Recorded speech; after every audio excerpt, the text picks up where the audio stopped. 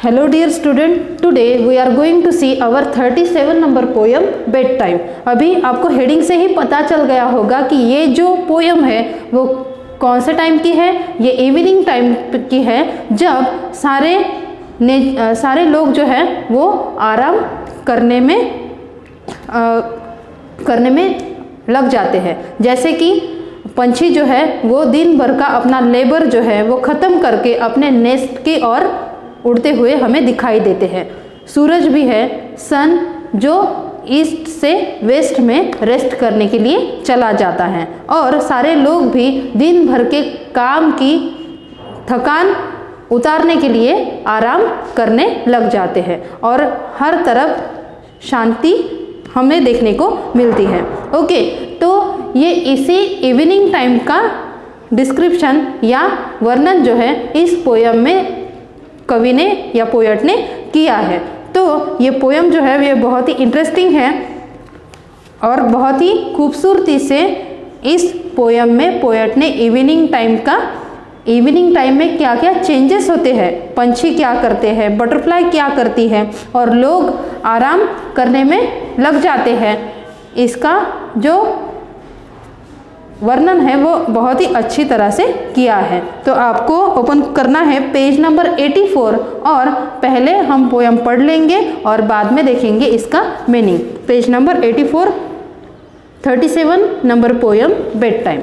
Okay, see the evening is coming, the sun sink to rest, the rooks are all flying straight home to the nest. Cow says the rooks as he flies overhead, it's time little people were going to bed. The butterfly drowsy has folded its wings. The bees are returning, no more the birds sing. Their labor is over, their nestlings are fed. It's time little people were going to bed. Then third stanza, see, good night little people, good night and good night, sweet dreams to your eyelids till dawning of light. The evening has come, there no more to be said, it's time little people were going to bed.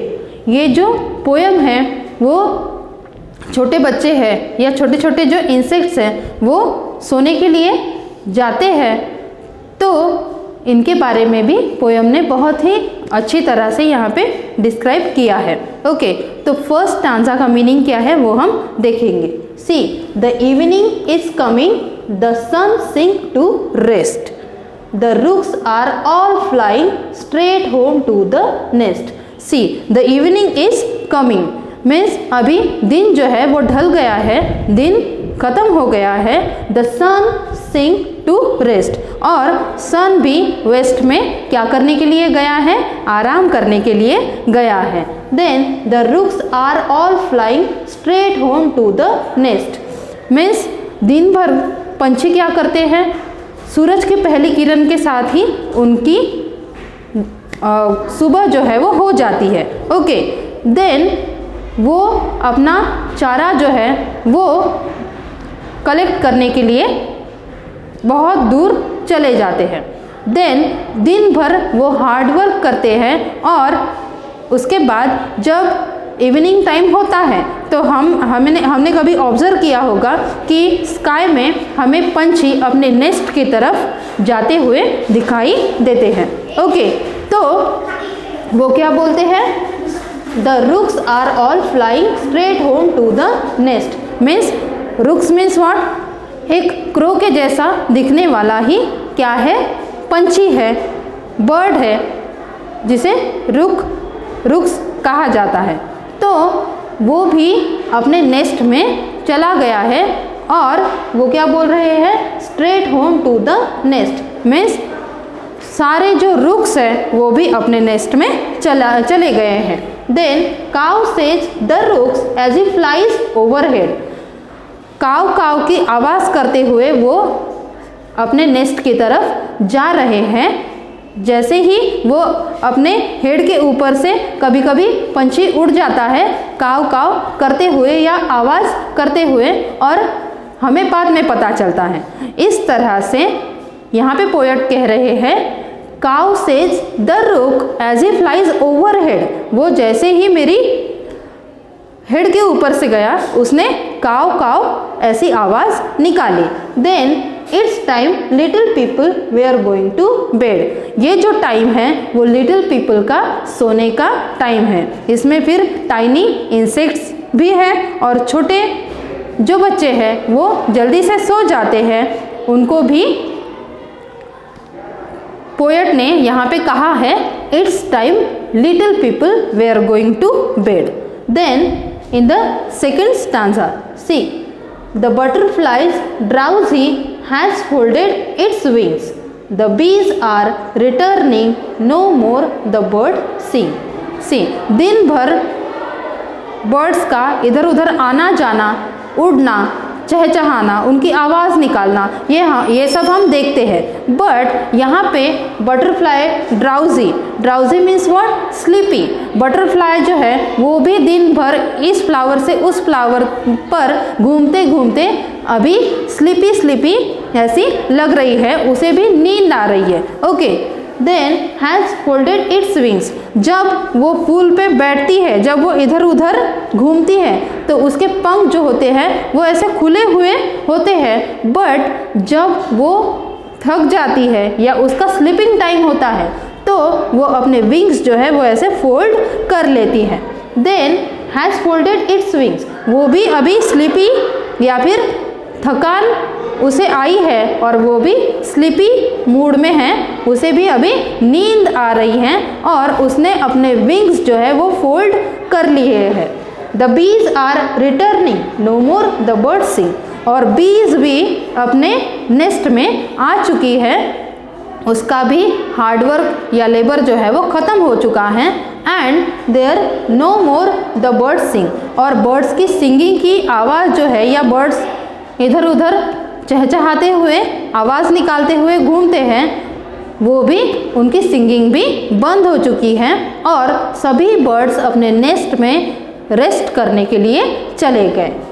There labour is over, their nestlings are fed. Okay, उनका जो दिन भर का labour है, labour means what, labour means hard work, उनका hard work जो है पंछियों का, बर्ड्स का, इंसेक्ट्स का, वो अभी ख़त्म हो चुका है। Their nestlings are fed, nestling means what, उनके जो यंग वंस हैं, उनके जो बच्चे हैं, उनका खाना भी अभी हो गया है। जैसे हम विंटर सीजन में बहुत जल्दी जल्दी हमारे यहाँ का खाना वगैरह हो जाता है, उसी तरह से कोई भी सीज़न हो, लेकिन जो इंसेक्ट्स है या फिर जो बर्ड्स है वो नेचर के टाइम को बहुत ज़्यादा फॉलो करते हैं। जब सनराइज़ होता है तो सूरज की पहली किरण के साथ ही पंछी या फिर इंसेक्ट्स जो है या बाकी के एनिमल्स जो है वो उड़ जाते हैं, उनका आराम करने का टाइम हो गया और वो अपने कामों में लग जाते हैं। शिकार के लिए जाना हो एनिमल्स को या फिर पंछियों को, दूर दूर तक वो अपना खाना जो है वो ढूंढने के लिए निकल पड़ते हैं। और जैसे ही सन रेस्ट के लिए चला जाता है, मीन्स जैसे ही दिन ढल जाता है तब उनका डे भी ओवर हो जाता है, उनका लेबर भी ओवर हो जाता है। वो अपना हार्डवर्क ख़त्म करके अपने यंग वंस को जल्दी से खाना खिला के सो जाते हैं। Okay, then it's time little people were going to bed, और ये टाइम जो है वो क्या है, लिटिल पीपल मीन्स कौन, इंसेक्ट्स और छोटे बच्चों का सोने का टाइम है। It's time little people were going to bed. Okay, यहाँ पे हमें एक सीखने को मिलता है कि जल्दी सो जाओ और जल्दी उठो ताकि आप फ्रेश महसूस करोगे। जैसे कि पंछी, एनिमल्स, ये सब कुछ नेचर का जो टाइम है वो बहुत ही अच्छे से फॉलो करते हैं। Okay, then what is in the next stanza, see in the third stanza, good night little people, good night and good night, sweet dreams to your eyelids। यहाँ पे पोएट जो है वो little people means tiny insects हो या छोटे बच्चे हो, इन्हें गुड नाइट विश कर रहे हैं। बहुत ही मन से वो गुड नाइट उनको विश कर रहे हैं। And sweet dreams to your eyelids means आपकी पलकों में बहुत अच्छे अच्छे मीठे मीठे सपने आए। Till dawning of light means दूसरा दिन निकलने तक आप बहुत ही सुंदर सुंदर सपने देखें, सुंदर सुंदर सपनों में आप खोए रहे और आपको बहुत ही अच्छी नींद आए। इसलिए वो बोल रहे हैं sweet dreams to your eyelids the till dawning of light. दूसरे दिन का सूरज निकलने तक आपको बहुत अच्छे से नींद आए और आप बहुत ही सुंदर सुंदर सपने देखो। Then the evening has come. There are no more to be said. It's time little people were going to bed. Means अभी रात हो चुकी है और सभी के लेबर या हार्डवर्क जो है वो ख़त्म हो चुके हैं। सभी लोग अभी रेस्ट करना चाहते हैं। There no more to be said. Means अभी कहने के लिए या बातें करने के लिए कुछ भी नहीं बचा, सब कुछ बातें हो गई, काम हो गया। अभी ये कौन सा टाइम है? ये सोने का टाइम है, ये रेस्ट करने का टाइम है। There's no more to be said. अभी कहने के लिए कुछ ज़्यादा है नहीं। It's time little people were going to bed means ये जो टाइम है वो लिटिल पीपल का सोने का टाइम है। और गुड नाइट विश करके पोएट यहाँ पे अपनी पोएम जो है उसका एंड करते हैं। आई होप आपको बहुत अच्छी लगी होगी ये पोएम। एक बार इसे अच्छे से पढ़ लीजिए और समझ लीजिए। इसके वर्ड मीनिंग जो है वो हम अब देखेंगे। Okay,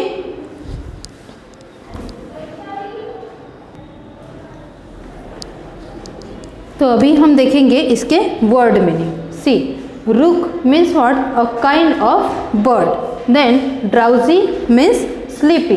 then labour means hard work. Nestling means young birds which haven't yet left their nest. Means पंछियों के ऐसे बच्चे जो अभी भी अपना नेस्ट छोड़ के बाहर उड़ के नहीं जा सकते, इतने जो छोटे बच्चे होते हैं उनके young ones, these means nestlings. Okay, I hope ये पोएम आपको बहुत अच्छी लगी होगी। इसको एक बार फिर से अच्छे से पढ़ लीजिए और एक बार फिर से ये वीडियो देख लीजिए ताकि आपको अच्छे से समझ में आ जाएगा। Okay, thank you.